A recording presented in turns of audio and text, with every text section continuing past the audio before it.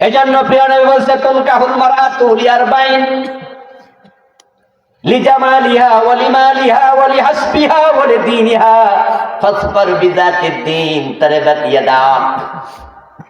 যখন বিয়ে করতে যাইবা চারটা জিনিস দেখে বিয়ে করো। ওই নারী সুন্দরী কিনা দেখিও, তার বাবার টাকা পয়সা তোমার বাবার মতো আছে কিনা দেখিও, তার বংশমর্যাদা তোমার মতো আছে কিনা দেখিও। তবে সেখানে কিছু কমতি হলেও ছাড় দিও। আমি নবী মুহাম্মদ পরামর্শ দেই, দিনদারিকে প্রাধান্য দিও। যদি তোমার বউ মুত্তাকি হয় তাহলে সে কালো হোক বিয়ে করে নিও, কম টাকাওয়ালা হোক বিয়ে করে নিও, বংশমর্যাদা কম থাকুক বিয়ে করে নিও। কারণ যে মেয়ে মুত্তাকি সংসার সে গুণ দিয়া শান্তি দিয়া ভরে দেবে, তার পেট থেকেই আল্লাহর ওলি জন্ম নেবে, সুসন্তান জন্ম নেবে। যে সন্তান দুনিয়া তোমার চোখ জুড়াবে, আখিরাতে সন্তান তোমার নূরের তাজের ওসিলা হবে। সন্তানের সুপারিশে মা বাবা জান্নাতি হবে, এমন হাদিস আছে। প্রিয় নবীজি বলেছেন। আখিরাত নিয়ে আমি এবার একটি বই লিখেছি, 400 পৃষ্ঠার বড় বই। ওটা লিখতে গিয়ে আমি আখিরাত সম্পর্কে অনেকগুলো হাদিস, 550 মতো হাদিস আনছি এই বইটা। 550 কোরআনের আয়াত আনছি 500 মতো।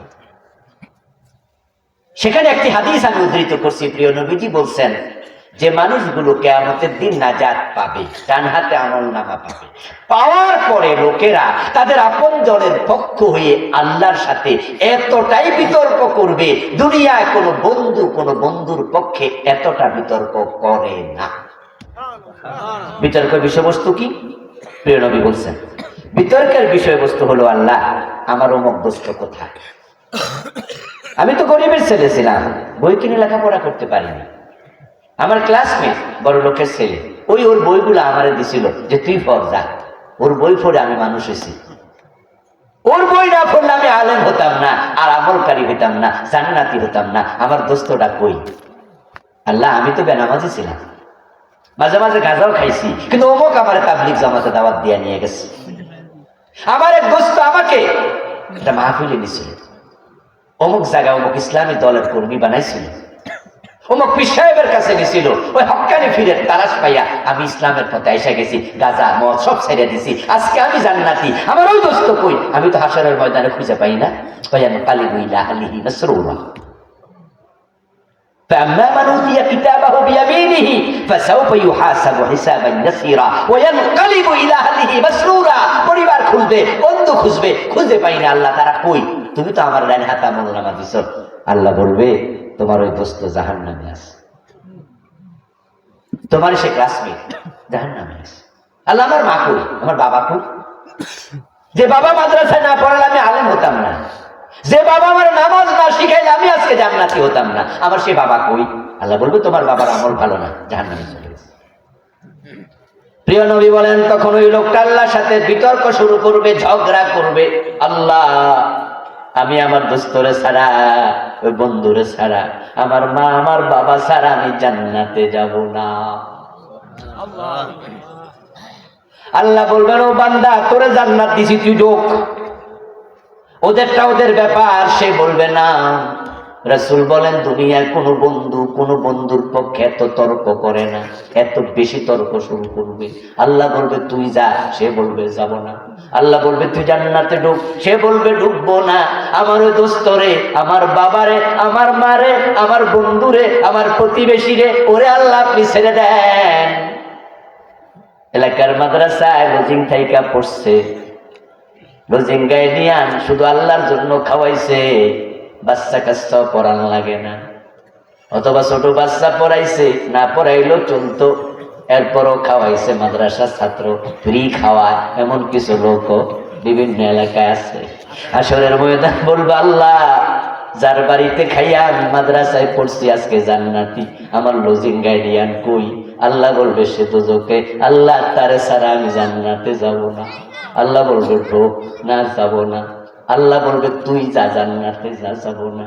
রাসূলুল্লাহ বলেন এক পর্যায়ে আল্লাহ বলবেন আমার বান্দা যদি বান্দার জন্য এত দয়ালু হতে পারে, আমি আল্লাহ তো রহমান, আমি কেন দয়ালু হব না? যা যা, তাকে জাহান্নাম থেকে মুক্তি দিলাম, একসাথে জান্নাতে যা।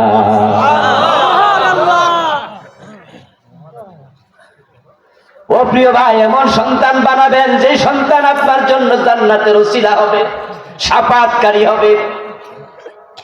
কিন্তু কেমনে হবে? বিয়ে করার সময় তো সাদা চামড়ার মাইয়া দেখে বিয়ে করছেন, ওটা তো চরিত্রহীন ছিল। কলেজে পড়ে, স্কুলে পড়ে, বোরকা পরে না, 3-4 জনের লগে প্রেম করে, আপনি জানার পরও বিয়ে করছেন। চামড়া সুন্দর হচ্ছিল না।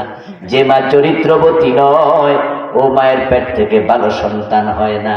এজন্য 1 নাম্বার যেটা, ভালো সন্তান পেতে চাইলে তাকে ভালো মা দিন। এর মানে বিয়ে করার সময় মুত্তাকি মেয়েকে প্রাধান্য দিতে হবে। আজকের ওয়াজ শুই না, এখানকার নতুন যুবক যারা বিয়ে করবে তারা ভাবতেছে ঠিক আছে হুজুর, তাহলে বোরকাওয়ালা ভালো মেয়ে বিয়ে করব। আপনারা যারা ছেলে বিয়ে করাবেন, আপনারাও ভাবলেন যে হুজুর ঠিক আছে, আমার পোলা তো বিয়ে করাবো আগামী মাসে, ঠিক আছে বোরকাওয়ালা মেয়ে বিয়ে করাবো, পর্দাওয়ালা মেয়ে, কোরআন পড়তে পারে এমন মেয়ে বিয়ে করাবো। কিন্তু যারা মেয়ের বাপ আছে, আপনাদেরকে বলতে চাই, এখন আপনারা যদি নিজের মেয়েকে বোরকা না পড়ান, কোরআন না শিখান, তাহলে এই বেডারা ভালো মাইয়া পাইব কই? ভালো মাইয়া কি আসমান থেকে পড়বো মেঘের মতো? কথা কি বোঝেন? এখন যুবকেরা ভাবলো যে, আপনারা ভাবলেন যে হ্যাঁ হুজুর ঠিক আছে, ভালো মাইয়া বিয়ে করবো, করাবো। কিন্তু ভালো মাইয়ার বাপেরা যদি ওদেরকে ভালো না করে, ভালো মেয়ে পাবে কোথায়? আসমান থেকে তো নাসিল হবে না। এখন ভালো মেয়ে আমাদেরকে তৈরি করা দরকার আছে না নাই? আপনার মেয়েটা যদি ভালো হয়, আপনি হাসান হোসেনের নানা হতে পারবেন। কথা বোঝেন নাই? ফাতেমার পেট থেকে হাসান হোসেন হয়েছে, নবী মুহাম্মদ হাসান হোসেনের নানা। আপনার যদি মেয়েটা পর্দাশীল হয়, মুত্তাকি হয়, পরেজগার হয়, তার পেট থেকে হাসান হোসেনের মতো উত্তম সন্তান জন্ম নেবে, ঠিক কিনা? আপনি গৌরবান্বিত নানা। প্রথম কাজ। দ্বিতীয় হচ্ছে, সন্তানের জন্য আল্লাহর কাছে দোয়া করবেন। দোয়া বড় দামি জিনিস, মা বাবার দোয়া আল্লাহ ফিরায় না। সন্তানের জন্য দোয়া লাগবে। সন্তানের জন্য দোয়া করবেন। মা বাবা দোয়া না করলে হবে না। আমরা সবাই চাই সন্তান ভালো হোক, কিন্তু আল্লাহ যদি ভালো না করে ভালো হবে কেমনে? নূহ নবীর ছেলেও তো একটা ছিল, উল্টা পাল্টা ছিল নি? কি নাম? মাশাআল্লাহ। কেনান নবীর ছেলেও যদি উল্টা পাল্টা হয়, আমি কেডা? নূহ আলাইহিস সালাম কেনানকে কত আদর করে বলল, ইয়া বুনাইয়ার কাব মানা, ও আমার কলিজার টুকরা ছেলে কেনান, আমার সাথে নৌকায় ওঠ, নৌকায় ওঠ, পানিতে ডুববা যাবি, প্লাবন শুরু হয়েছে। তখন ছেলে কেনান জানে এই নৌকার যাত্রী হলো 40 জন। কয়জন?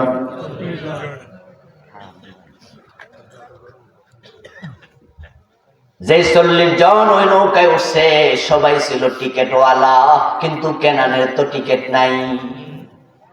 নূহ নবীর বাকি 3 ছেলে উঠতে গেছে, ওই 3 ছেলেরও টিকেট আছে, বাকি 37 জনেরও টিকেট আছে, কেনানের টিকেট নাই। তখন সে জানে নৌকায় উঠতে হলে একটা টিকেট কাটা লাগবে। ওই টিকেটের নাম হলো লা ইলাহা ইল্লাল্লাহ নূহুন নবিয়্যুল্লাহ। কেনান বলতেছে, না না, এই টিকেট কাটতে আমি রাজি নাই, তোমার নৌকায় আমি উঠবো না। দেখেন বাবার কথা শুনতেছে না, নবী বাবা। এবার নূহ আলাইহিস সালাম বলে, না উঠলে তো ডুবে যাবি। তখন কেনান বলছে, না, সাউবি ইলা জাবালিন ইয়াসিমুনি মিনাল মা, আমি ওই পাহাড়ের চূড়ায় উঠবো, পাহাড় তো আর ডুববে না, পাহাড় আমাকে বাঁচাইয়া দেবে। নাউজুবিল্লাহ পড়ে। ইয়াসিমুনি মিনাল মা, পাহাড় আমাকে পানি থেকে বাঁচাবে। নূহ আলাইহিস সালাম তখন বললেন, লা আসিমাল ইয়াউম, ও কেনান ওঠ, তাড়াতাড়ি নৌকায় ওঠ, আমার লঞ্চে ওঠ। আজকে পাহাড়ও তোরে বাঁচাইতে পারবে না, বাঁচানোর ক্ষমতা আজকে কারো নাই। আল্লাহ যদি না বাঁচায় উপায় নাই, ওট ওট ওট। কিন্তু কেনান উঠতে রাজি হলো না। নূহ নবীর চোখের সামনে কেনান পানিতে ডুবে মরে গেল। যখন পানিতে হাবুডুবু খাচ্ছে, তখন নূহ আলাইহিস সালাম এবার ছেলেরে না ডাইকা, ছেলের সাথে কথা না বলে এবার নূহ আলাইহিস সালাম আল্লাহর সাথে কথা বলা শুরু করছে। নূহ আলাইহিস সালাম আল্লাহ তাআলাকে বলে, হে আমার রব, ইন্নাবনি মিন আহলি। আল্লাহ আল্লাহ আল্লাহ, আমার ছেলে তো ডুবে যায়, হে তো আমার পরিবারের লোক, আমারই ছেলে। আল্লাহ আপনি একটু বুঝাই দেন, আপনি একটু বাঁচাই দেন, আপনি এর মনটা একটু পরিবর্তন করে দেন। আল্লাহ আমার ছেলে ডুবে যায়। কোরআনের আয়াত, ইন্নাবনি মিন আহলি। আল্লাহ তাআলা রেগে গেলেন। আল্লাহ বাঁচায় না, লাইসা মিন আহলিক। এই ছেলের ব্যাপারে কোনো কথা বলবো লা তাখফু লা তাখফু মা লাইসা লাকা বিহি ইলম।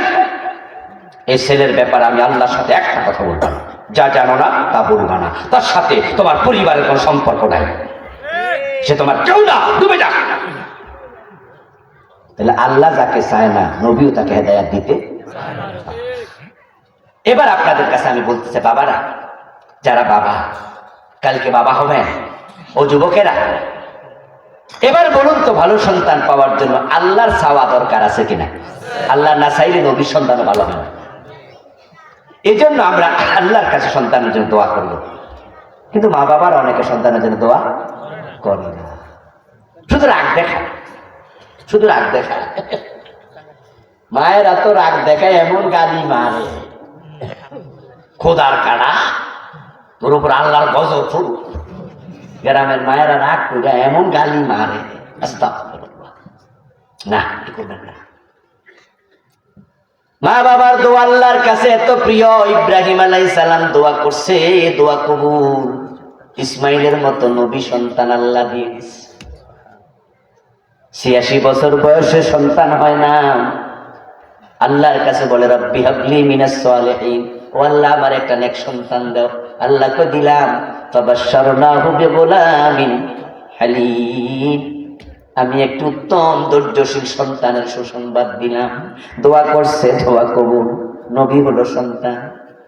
জাকারিয়া আলাইহিস সালাম বুড়ো হয়ে গেছে, উনি নিজে বলছে, ওয়াস্তাআলার রাসু শাইবা, ওয়াস্তাআলার রাসি শাইবা, ওয়াস্তাআলা রাসি শাইবা, আমার মাথার চুলগুলো সাদা হয়ে গেছে।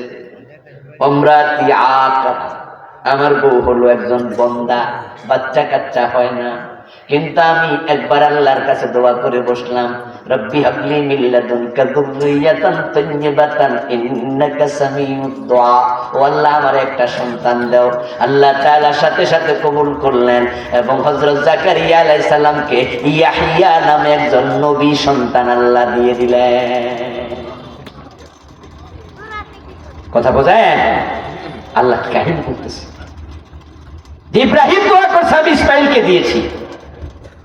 ও ভাই, কোরআন তো ইতিহাসের কিতাব নয়। অথচ ইব্রাহিম আলাইহিস সালামের দোয়ার ঘটনা করছে কোরআন নাজিল হওয়ার ২৫০০ বছর আগে। আজ থেকে ৪০০০ বছর আগে ইব্রাহিম আলাইহিস সালামের জন্ম। তাহলে কোরআন আসছে ১৫০০ বছর চলে গেল, আরো ২৫০০ বছর আগে ইব্রাহিম আল্লাহর কাছে দোয়া করেছে। এই কাহিনী আল্লাহ কোরআনে বলে, ইতিহাস হিসাবে না, আমাদেরকে বুঝাইয়া দেয় যে আমার কাছে চাইলে আমি দেই। যেমন ইব্রাহিমকে আমি দিছি, তোমরাও চাও, তোমরা কেন চাইবা না? কিন্তু আমাদের দেশের লোকেরা তো পীর সাহেবের কাছে বেশি চায়, অমুকের কাছে তমুকের কাছে চায়, আল্লাহর কাছে কম চায়।